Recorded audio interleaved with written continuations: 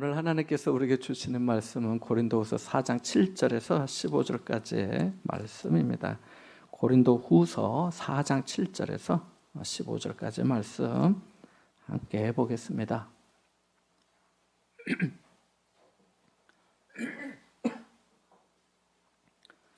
같이 볼까요? 7절부터입니다. 함께 봅니다.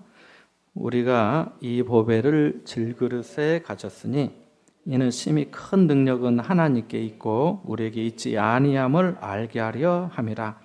우리가 사방으로 우겨쌈을 당하여도 쌓이지 아니하며 답답한 일을 당하여도 낙심하지 아니하며 박해를 받아도 버림받지 아니하며 거꾸러뜨림을 당하여도 망하지 아니하고 우리가 항상 예수의 죽음을 몸에 짊어짐은 예수의 생명이 또한 우리 몸에 나타나게 하려 함이라. 우리 죽음에 넘겨짐은 예수의 생명이 또한 우리 죽을 육체에 나타나게 하려 함이라. 그런즉 사망은 우리 안에서 역사하고 생명은 너희 안에서 역사하느니라. 기록된 바 내가 믿었으므로 말하였다 한 것 같이 우리가 같은 믿음의 마음을 가졌으니 우리도 믿었으므로 또한 말하노라. 주 예수를 다시 살리시니가 예수와 함께 우리도 다시 살리사 너희와 함께 그 앞에 서게 하실 줄을 아노라. 이는 모든 것이 너희를 위함이니 많은 사람의 감사로 말미암아 은혜가 더하여 넘쳐서 하나님께 영광을 돌리게 하려 함이라. 아멘. 요즘처럼 은행 이자도 없고 또 경제 상황이 좋지 않은 때에 수익이 조금이라도 더 나는 일이 있다면 누구나 솔깃할 것입니다. 지난 6월 3일에 이런 뉴스가 있었습니다. 사실은 2월 말에 생긴 일인데 이제 문제가 터져서 방송이 된 겁니다. 아프리카 라이베리아에 금광을 개발한다고 하니 거기에 투자해서 큰 돈을 벌려고 무려 4,300여 명의 사람들이 모였고 그래서 모아진 돈이 무려 350억 원이 되었다고 합니다. 그런데 알고 보니 뉴스에 난 이유가 뭐겠습니까? 다 사기였다는 겁니다. 금이 귀한 이유가 있습니다. 우선 금은 희소성이 있습니다. 흔하지 않아요. 그죠? 금은요, 지금까지 인류가 캐고 또 캤지만 약 19만 톤, 어떤 사람은 18만 톤, 어떤 사람은 15만 톤 된다고 하는 사람도 있는데 아무튼 거기서 크게 차이 나지 않는 것 같아요. 제가 찾아보니까 약 19만 톤이라고 하는 사람도 있고 18만 톤이라고 하는 사람도 있습니다. 그러니까 지금까지 온 인류가 금을 캐고 해서 모은 그 금의 보유량이 그 정도라는 겁니다. 이렇게 생각이 잘 안 되실 수 있는데 그 금으로 큰 집을 짓는다고 하면은 10층 높이도 안 됩니다. 다 모아서 또 바닥에 한 6 내지 7평 정도로 해서 이렇게 쭉 높이 올린다면은 555m의 서울 롯데 월드 타워의 절반 정도 됩니다. 이 정도 양을 전 세계 70억 인구가 쓰려고 하니까 얼마나 귀합니까? 그래서 희소성이 있어서 금이 귀한 겁니다. 또 금은 인공적으로 만들 수가 없습니다. 사람이 아무리 연금술을 해도 금이 안 나옵니다. 그래서 비싸지요. 지금은 한 돈에 7만 원이 넘는지 10만 원이 넘는지 모르겠는데 아무튼 그렇다고 해요. 만유인력의 법칙을 발견한 과학자 뉴턴도 한때 금에 빠져가지고 자기 본업을 제쳐두고 금을 만들기 위해서 연금술에 아주 빠졌다가 실패한 일도 있습니다. 금은 또 아름다운 빛깔이 다른 보석과 비길 데가 없습니다. 금색이요. 이게 참 중후한 맛도 있고 은은한 맛도 있고 또 사람의 마음을 푸근하게 만듭니다. 얼마나 보기 좋고 아름다운지 모릅니다. 여러분이 금을 많이 안 봐서 감동도 잘 안 하신 것 같은데 그냥 그렇다고 생각하시면 됩니다. 우리가 금을 언제나 많이 본 적이 얼마나 있겠어요. 근데 그렇다고 해요. 얼마나 보기 좋고 아름다운지 모릅니다. 그래서 성경에 나오는 성막의 등잔대, 또 대접, 심지어 숟가락, 또 병, 또 그리고 이 잔까지도 순금으로 만들라고 하나님께서 말씀하셨잖아요. 언약궤도 금으로 다 싸라고 하신 거지요. 솔로몬이 예루살렘 성전을 금으로 만들었으니까 얼마나 화려하고 보기가 좋았겠습니까? 이 금은 빛깔이 아름답습니다. 금이 빛깔만 아름다운 게 아닙니다. 소리도 아름답습니다. 악기도 그렇다고 합니다. 금으로 만든 악기는 금소리가 나고요. 은으로 만든 악기는 은소리가 나고 스텐으로 만든 악기는 스텐 소리가 난다고 합니다. 금은 아주 귀한 물질입니다. 또 금은 아주 우수한 금속성의 재질이 있습니다. 그래서 전성과 연성에 있어서 최고의 물질인데요. 금은요, 작은 1g을 가지고 쭉 늘리면은 무려 3kg까지 늘릴 수 있다고 합니다. 그러니까 얼마나 얇아지는 거겠어요. 그리고 금이 얇게 계속 하면은 반투명한 물질까지도 됩니다. 그래서 이러한 우수한 재질 때문에 금이 산업체 전반에 쓰입니다. 전자제품, 반도체, 우주선, 의약품, 건축재 안 쓰이는 데가 없습니다.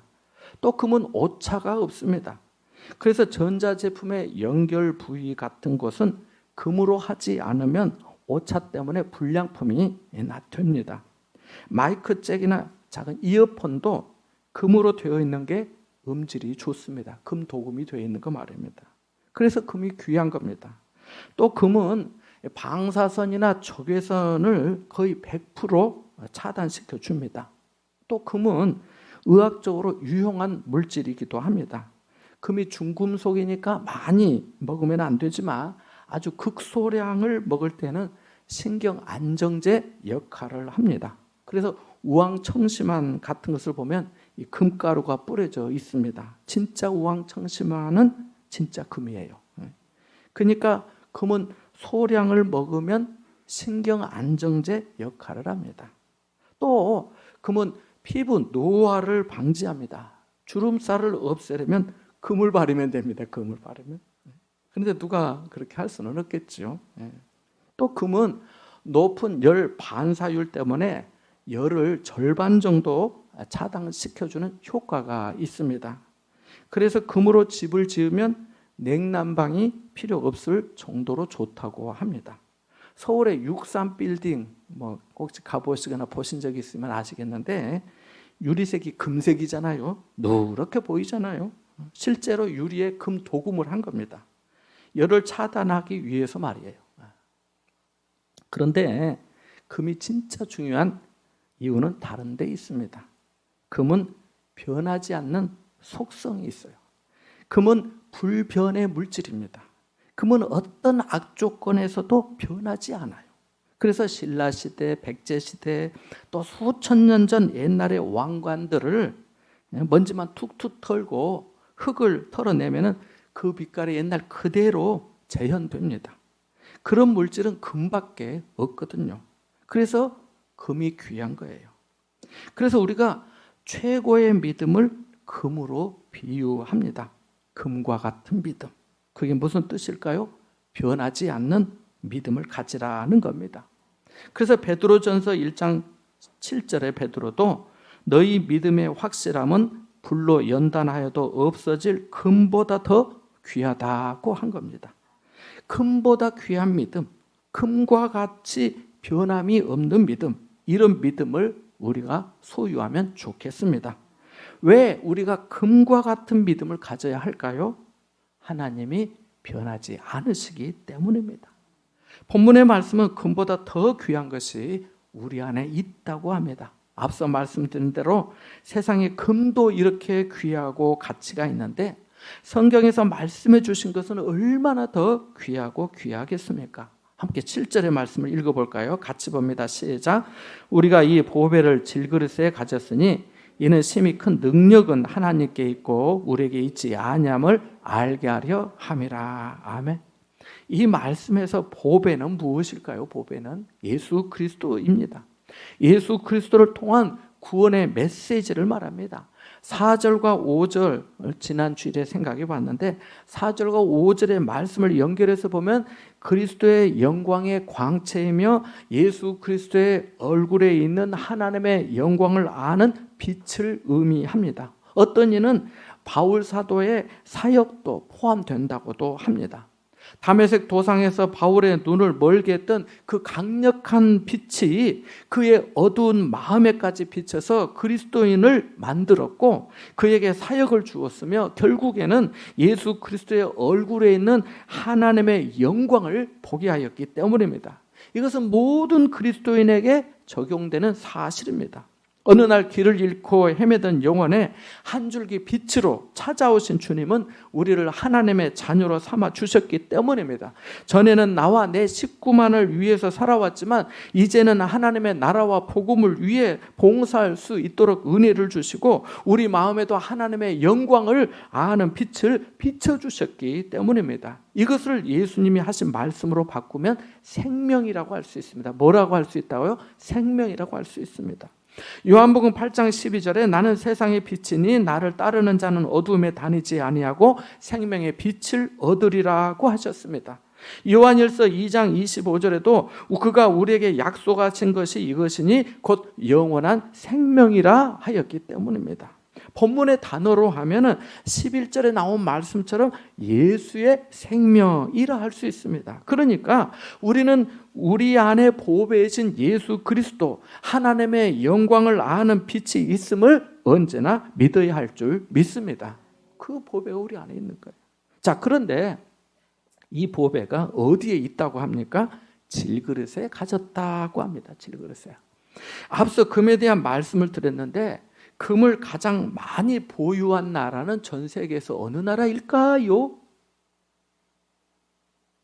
아무도 안 계시네요. 오늘은 교회를 다 안 오신 것 같아요. 오늘은 미국입니다. 넘버원. 미국이 금을 제일 많이 보유하고 있어요. 우리나라는 전 세계에서 35위 정도로 우리나라가 보유한 금은 약 105톤 정도 보유하고 있습니다. 미국은 자체적으로 보관하고 있고요. 우리나라의 금은 어디에 있는지 아세요 혹시? 그 105톤의 금. 여러분이 가지고 있는 그 금 말고 금은방에 있는 금은 말고 어디 은행에서 신한은행에서 보관하고 있는 그런 금 우체국 금 말고 국가에서 딱 보관하고 있는 금. 그 금은 모두 영국의 중앙은행인 영란은행에 맡겨 놓았습니다. 우리나라에는 없어요. 자, 어느 누구나 귀한 것은 함부로 다루지 않지요. 안전한 곳에 둡니다. 그런데 본문에 이 보배를 질그릇에 가졌다고 합니다. 질그릇이 뭡니까? 진흙을 재료로 하여 가마에서 구워낸 용기를 말합니다. 항아리와 그릇 같은 온기를 말합니다. 이런 것이 질그릇이죠. 질그릇. 수반, 질그릇. 정말 무엇과도 바꿀 수 없는 보배라면은 깨지지 않고 금가하지 않고 변질이나 부패, 염려가 없는 누구도 보고 탐내지 못하도록 그렇게 감추어야 할 것 같은데 전혀 그렇지 않습니다. 금이 가면 새고 깨지고 투박하여 전혀 시선을 끌지 못하는 것이 질그릇입니다. 용도에 맞게 사용될 뿐입니다. 그런데 왜 이런 질그릇을 보배의 보배를 가졌다고 합니까? 그 이유가 7절 하반절에 나와 있습니다. 이는 심히 큰 능력이 하나님께 있고 우리에게 있지 아니함을 알게 하려 함이라고 말씀합니다. 하나님은 사랑이시지만 사람은 죄인입니다. 하나님은 모든 것을 하시지만 사람은 한치 앞을 모르고 살아갑니다. 하나님은 완전하시지만 사람은 불완전하고 허물투성입니다. 하나님은 변치 않으시지만 사람은 변하고 약속을 어깁니다. 누가복음 1장 46절 이하에 보면 마리아가 천사로부터 예수님을 잉태하여 낳게 될 것이라고는 그 예고를 받고 노래하는 장면이 나오는데요. 그 시작이 이렇습니다. 내 영혼이 주를 찬양하며 내 마음이 하나님 내 구주를 기뻐하였음은 그의 여종의 비천함을 돌보셨습니다. 하나님께서 비천한 자신을 돌봐주셨다고 합니다. 그리고 계속 찬양하기를 그의 팔로 힘을 보이사 마음의 생각이 교만한 자들을 흩으셨고 권세 있는 자를 그 위에서 내리치셨으며 비천한 자를 높이셨고 줄이는 자를 좋은 곳으로 배불리셨으며 부자는 빈손으로 보내셨도다고 합니다. 하나님은 실제로 약한 자와 힘없는 자를 통해 일하십니다. 고린도 교회에서도 그러셨습니다. 하나님께서 성령의 능력을 나타내기 위해 약한 자와 무능한 자들을 택하셨습니다. 그래서 고린도전서 1장 27절 28절에 보면은 하나님께서 세상에 미련한 것들을 택하사 지혜 있는 자들을 부끄럽게 하려 하시고 세상에 약한 것들을 택하사 강한 것들을 부끄럽게 하려 하시며 하나님께서 세상에 천한 것들과 멸시받는 것들과 없는 것들을 택하사 있는 것들을 폐하려 하신다고 한 겁니다. 오늘날 교회는 밀려드는 세상의 부도덕의 물결과 하나님을 대적하는 문화를 이겨내지 못할 것처럼 보입니다. 우리 자신 또한 그러한 것을 어떻게 대처할 수 있을지 염려합니다. 하지만 이러한 문제는 오늘날의 문제만은 아닙니다. 예수님 당시에도 그랬고 예수님이 승천하신 후에 사도들이 복음을 전할 때도 그랬습니다. 그들도 우리가 지금 고민하는 것을 고민하고 염려하였습니다. 그러나 어떻게 되었습니까? 하나님의 교회가 무너지고 이 땅에서 사라졌습니까? 아닙니다. 사람은 질그릇으로 금이 가고 깨지고 사람들의 주목을 받지 못하였지만 그 깨진 틈새로 그 깨진 그릇에서 보배이신 예수 그리스도 하나님의 영광을 아는 빛이 흘러나왔던 것입니다. 그것이 곧 힘이 큰 하나님의 능력이요 놀라운 하나님의 지혜입니다. 역설적이게도 이러한 역사를 통해서 하나님께서 죽어가는 영혼을 구원하십니다. 우리 스스로 질그릇임을 알 때 자신을 의지하지 않고 오직 죽은 자 가운데서 다시 살리신 하나님만을 의지하게 될 것입니다. 그래서 이어지는 고백이 나오는 겁니다. 함께 8절과 9절의 말씀을 읽어보겠습니다. 같이 봅니다. 우리가 사방으로 우겨쌈을 당하여도 쌓이지 아니하며 답답한 일을 당하여도 낙심하지 아니하며 박해를 받아도 버림받 되지 아니하며 거꾸로 뜨림을 당하여도 망하지 아니하고 아멘. 밑줄을 그어 놓으십시오. 제가 교회를 다닌 지 얼마 되지 않았을 때 그러니까 성경을 잘 알지 못했을 때인데요. 성경을 읽어가다 이 말씀을 만났습니다. 그런데 이 말씀이 제게 엄청 큰 위로와 힘이 되었습니다. 바울은 네 가지를 선명하게 보여줍니다. 우겨쌈을 당하고 답답한 일을 당하고 박해를 받고 거꾸로 뜨림을 당한다고요. 어떤 의미인지 충분히 아시겠지요. 매우 곤란하고 힘겨운 상황을 뜻합니다. 우리가 사방으로 우겨쌈을 당하여도 쌓이지 아니한다는 말씀이 다른 성경에는 우리는 사방으로 죄어들어도 움츠러들지 않는다고 되어 있습니다. 육적으로, 심적으로, 영적으로 매우 어려운 처지에 있다는 겁니다. 상황을 보면은 도저히 어떤 가능성이나 희망이 보이지 않는 듯합니다. 어쩌면 여러분 중에도 지금 이와 같은 처지에 있는 분이 계실지도 모르겠습니다. 물질에 문제가 있는데 건강도 안 좋고 자식도 걱정되는 상황 말입니다. 사방으로 죄어드는 것에 움츠러들어 위축되고 누구에게 말할 수도 없고 혼자 짐을 지기에는 너무 힘들고 모든 것을 다 내려놓고 할 수만 있으면 당장 이 자리를 벗어나고 싶은 것 같은 그런 처지 말입니다. 저도 그렇습니다.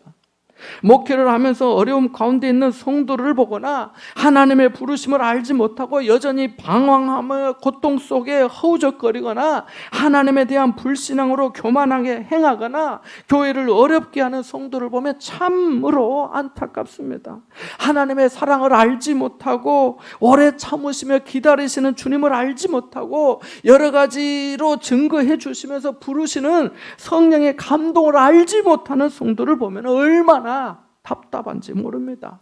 외부적인 박해도 어렵지만 내부에서 일어나는 어떤 문제와 갈등도 우리를 충분히 시험들게 하고 낙심케 할 수 있기 때문입니다.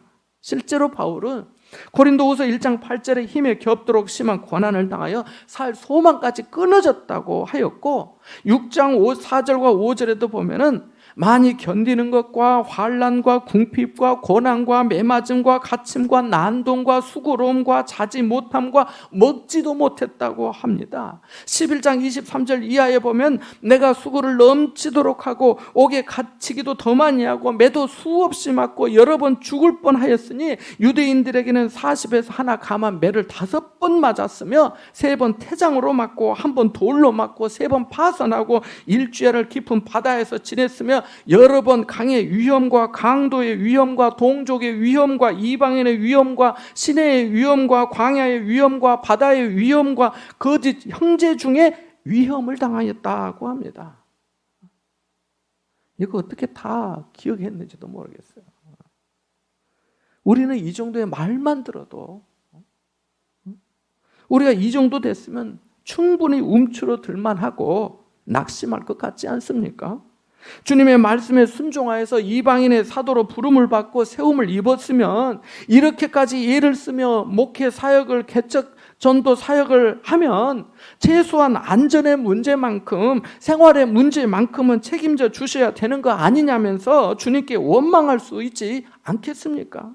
아니 외부적인 박해는 불신자들이 하는 거니까 그렇다 쳐도 자신이 개척 전도하여 눈물로 양육한 성도들에게는 존경과 예우를 받아야 되지 않겠습니까? 그런데 바울은 고린도 교회에서 다른 사도들과 비교당하고 이제는 거짓 선생들과 비교당하면서 사도직까지 의심을 받으니 그의 마음이 어떠했겠습니까? 낙심과 좌절감, 무력감과 좌괴감이 들 수 있지 않았겠습니까? 하지만 바울은 그렇지 않았습니다. 사방으로 우겨싸움을 당하여도 쌓이지 아니하고 답답한 일을 당해도 낙심하지 아니하고 박해를 받아도 버림받지 아니하고 거꾸로뜨림을 당하여도 망하지 아니하였습니다.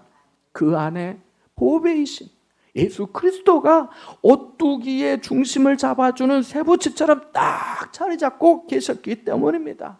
자신 안에 예수님이 함께 하셨고 그러한 일체의 사건과 과정을 통해서 하나님의 능력이 나타나는 줄 알았기 때문입니다.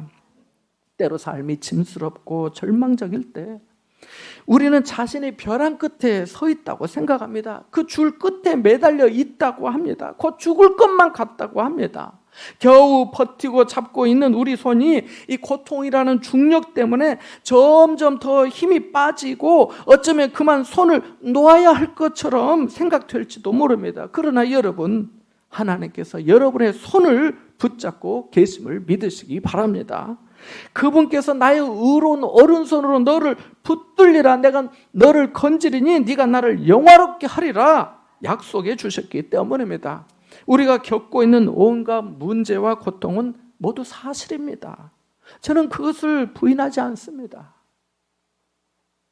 그러나 하나님의 도우심 또한 그 문제보다 더욱 명확한 사실임을 믿으시기 바랍니다.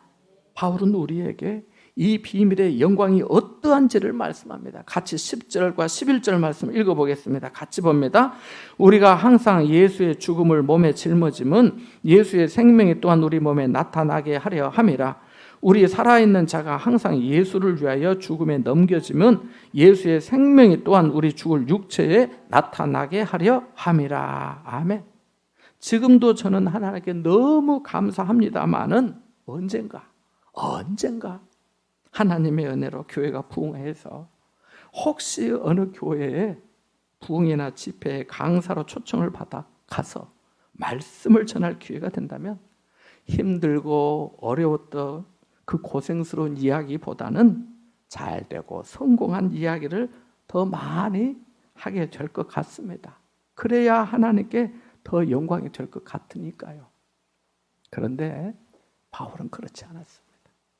남들이 건강을 말하면 자신은 병들음을 말하고, 남들이 성공을 말하면 자신은 실패를 말하고, 남들이 큰 것을 말하면 자신은 작은 것을 말하고, 남들이 강함을 말하면 자신은 약함을 말하였습니다.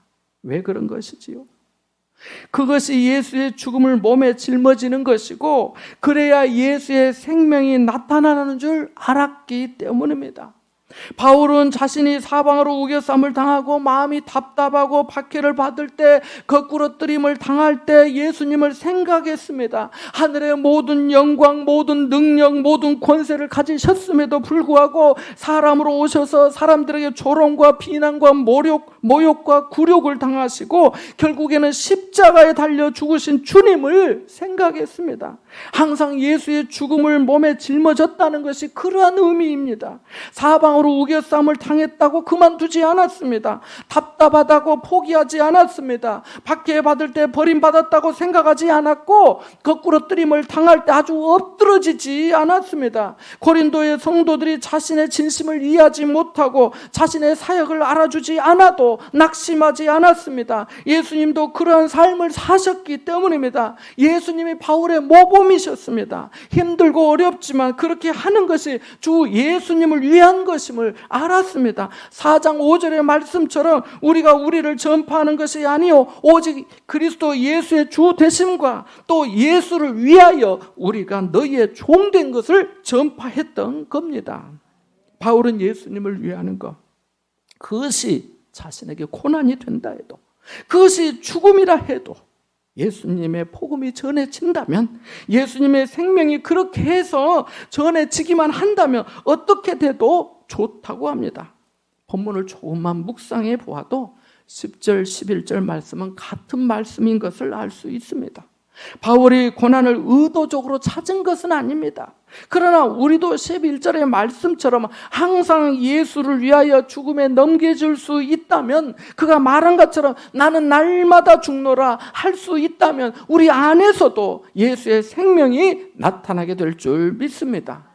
이러한 은혜와 믿음이 있었기에 빌립보서 1장 21절에 내게 사는 것이 그리스도니 죽는 것도 유익하다 하였고, 갈라디아서 2장 20절에 내가 그리스도와 함께 십자가에 못 박혔나니 그러즉 이제는 내가 사는 것이 아니요 오직 내 안에 그리스도께서 사신 것이라. 이제 내가 육체 가운데 사는 것은 나를 사랑하사 나를 위하여 자기 자신을 버리신 하나님의 아들을 믿는 믿음 안에서 사는 것이라고 한 것입니다. 바울은 예수의 죽음 안에 예수의 생명, 부활의 능력이 있음을 알았던 것입니다. 그래서 12절에 그런즉 사망은 우리 안에서 역사하고 생명은 어디 안에서 역사한다고 합니까? 너희 안에서 역사한다고 한 겁니다. 우리는 예수의 죽음을 짊어지고 예수님처럼 죽기까지 복음을 전함으로 인해 우리는 죽어가지만 여러분 안에 예수의 생명이 나타나게 된다는 겁니다. 바울의 고난이 예수 믿는 사람들에게 영생의 역사로 나타난다는 거예요. 극동방송을 들으시는 분들은 들어보신 적이 있을 것 같은데요. 극동방송 부산 이쪽에는 FM 93.3MHz인데 채널이 그게 극동방송에서 시간마다 나오는 멘트가 있어요. 저는 참 그 말씀이 너무 은혜가 되더라고요. 우리는 생명을 전하고 있습니다. 무엇을 전하고 있다고요? 생명을 전하고. 우리는 생명을 전하고 있습니다. 생명을. 이 생명이 어떻게 우리에게 온 겁니까? 하나님의 은혜 안에서 믿음으로 말미암아 온 겁니다. 함께 13절에서 15절까지의 말씀을 읽어보겠습니다. 같이 봅니다. 시작. 기록된 바 내가 믿었으므로 말하였다 한 것 같이 우리가 같은 믿음의 마음을 가졌으니 우리도 믿었으므로 또한 말하노라. 주 예수를 다시 살리시니가 예수와 함께 우리도 다시 살리사 너희와 함께 그 앞에 서게 하실 줄을 아노라. 이는 모든 것이 너희를 위함이니 많은 사람의 감사로 말미암아 은혜가 더하여 넘쳐서 하나님께 영광을 돌리게 하려 함이라. 아멘. 얼마나 귀한 말씀인지 몰라요. 사람은 저마다 자기 믿음으로 삽니다. 다 그래요. 문제는 그 믿음이 진리이냐 거짓이냐, 영원한 것이냐 일시적인 것이냐, 하늘의 것이냐 땅의 것이냐, 생명이냐 죽음이냐는 것입니다. 시작할 때 금에 대한 말씀을 잠깐 드렸는데요. 우리가 중요하다고 믿는 것이 있다면 누군가에게 꼭 말할 것입니다. 그지요? 바울은 시편 116편 10절 하반절의 말씀을 인용하면서 우리가 같은 믿음의 마음을 가졌다고 합니다. 구약의 성도들이 가졌던 마음이 성령 안에서 지금 동일한 믿음으로 연결되고 있다는 거예요. 그리고 자신의 소망을 예수님의 소망을 예수님을 죽음에서 살리신 하나님께 둡니다. 14절에 예수와 함께 우리를 다시 살리사 너희와 함께 그 앞에 서게 하실 줄을 안다는 말씀이 그것입니다. 그러니까 바울은 계속해서 예수의 죽음과 예수의 생명을 강조합니다. 이렇게 성도들이 복음을 듣고 생명을 얻게 되면 어떻게 하겠습니까? 감사하겠지요. 나 같은 죄인 살리신 주 은혜 놀라워. 지금 미국에서 사람들이 시위하면서 이 어메이징 그레이스를 많이 부른대요. 나 같은 죄인 살리신 주 은혜 놀라워. 나 같은 죄인 살리신 주 은혜 놀라하면서 하나님께 감사하겠지요. 많은 사람이 감사하면 그 감사의 마음과 소리와 헌신이 더욱 커지겠지요. 그러한 은혜가 넘치면 누가 영광을 받으시겠습니까? 하나님께서 영광을 받으시지요. 15절 말씀이 그러한 의미입니다. 사랑하는 여러분, 우리가 이 세상에 사는 동안 고통과 어려움이 그치지 않을 것입니다. 믿는 자로 살면서 겪는 고난도 적지 않을 것입니다. 예수 안 믿었으면 듣지 않아도 될 말을 예수 믿는다는 이유로 듣게 되고 어쩌면 더 심한 말을, 자존심 상하는 말을 들을 수도 있을 것입니다. 그러나 그것이 예수의 죽음에 참여하는 것이 된다면 질그릇 같은 여러분을 통해, 우리를 통해 보배이신 예수의 생명이 전해질 줄 믿습니다. 그때 우리도 바울처럼 사망은 우리 안에서 역사하고 생명은 여러분 안에서, 당신 안에서, 너희 안에서 역사합니다 라고 말할 수 있을 겁니다. 바울은 힘들었지만 부활의 소망이 있었습니다. 사방으로 우겨싸움을 당하여도 움츠러들지 않았고, 답답한 일을 당하여도 낙심하지 아니하였고, 박해를 받아도 버림받지 아니하였고, 거꾸로 뜨림을 당하여도 망하지 아니하였습니다. 어려움이 있지만 너무 걱정하지 마시기 바랍니다. 두려워하지 마시기 바랍니다. 하나님이 우리를 버리지 않고 지켜주실 줄 믿습니다. 때로 겪는 고난까지도 합력하여 선이 되도록 역사해 주실 줄 믿습니다. 많은 사람의 감사로 말미암아 은혜가 더욱더 넘쳐서 하나님께 영광이 될 줄 믿습니다. 이와 같은 은혜가 여러분과 함께 하시기를 축원합니다. 잠시 말씀을 묵상하겠습니다.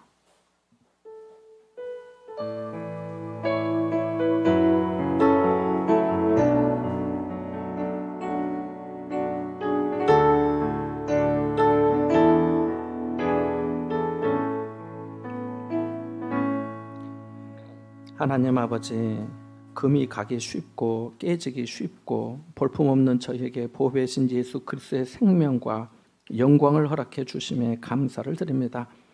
아직도 믿음이 연약하지만 저희를 붙드사 우리도 예수의 죽음을 짊어짐으로 예수의 생명이 우리 죽을 육체에 나타나게 하여 주옵소서. 부활의 소망을 두고 많은 감사로 은혜가 넘쳐서 하나님께 영광 돌리는 삶이 되게 하여 주옵소서. 예수님의 이름으로 기도합나이다. 아멘.